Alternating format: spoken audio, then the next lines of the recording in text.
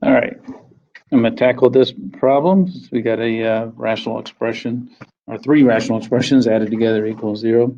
So what I'm going to do is just multiply every term by the least common denominator in order to get that right. And I noticed very quickly that this x squared plus 2x,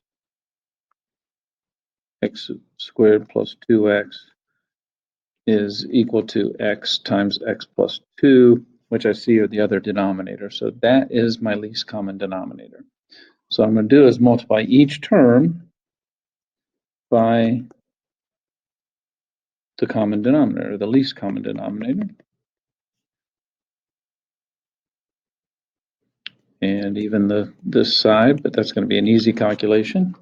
So I'm going to erase my least common denominator over here and start doing the rest of my math. So it looks to me like the x's cancel there. So I'm left with x plus 2 times x minus 3. The x plus 2's go away there, so I'm left with 3x. And I know that's the entire least common denominator, so everything goes away but this x, and then equals 0. So expand, I get x squared plus 2x minus 3x is minus x. And then positive 2 and negative 3 is minus 6 plus 3x plus 6. Combine my like terms. I like what's going on here with the 6 and the negative 6. And I got x squared, a minus x, and a plus 2x. Looks like a plus 2x equals 0. And then let's factor and set them to 0. So I got x times x plus 2 equals 0, which means x equals 0 or x equals negative 2. Now we always have to check answers.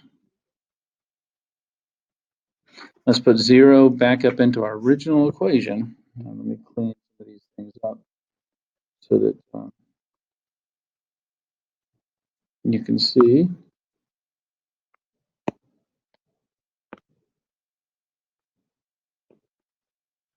And doesn't really matter what's over there, but so that was my original equation. But notice if I put a 0 in, that has a 0 in the denominator. So 0 was not even in my original domain. So x equals 0 is not an answer. It's extraneous.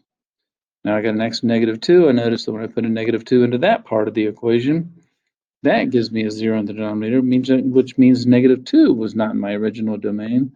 So that is an extraneous answer also.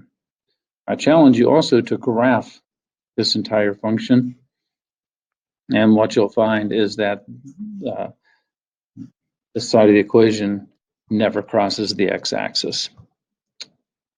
So we have, this is an example of extraneous solution. So you always have to check your answers, either putting your answers back into the original equation or graphing and verifying that they are in fact solutions.